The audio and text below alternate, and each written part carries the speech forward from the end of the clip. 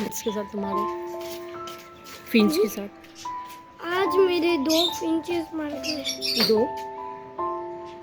दूसरा वाला मरा नहीं है, वो जख्मी पड़ा हुआ है ना, निढाल हुआ है।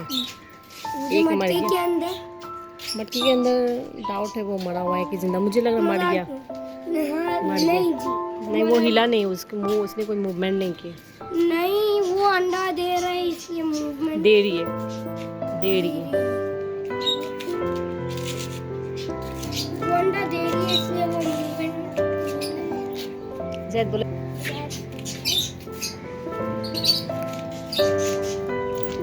तो फिंच कहाँ फंसी हुई थी?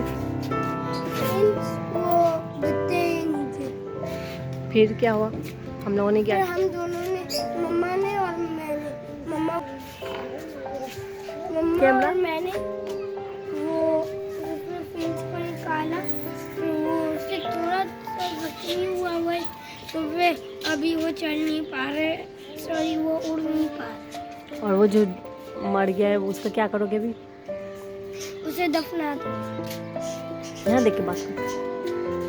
कहाँ दफनाओगे? मिट्टी में।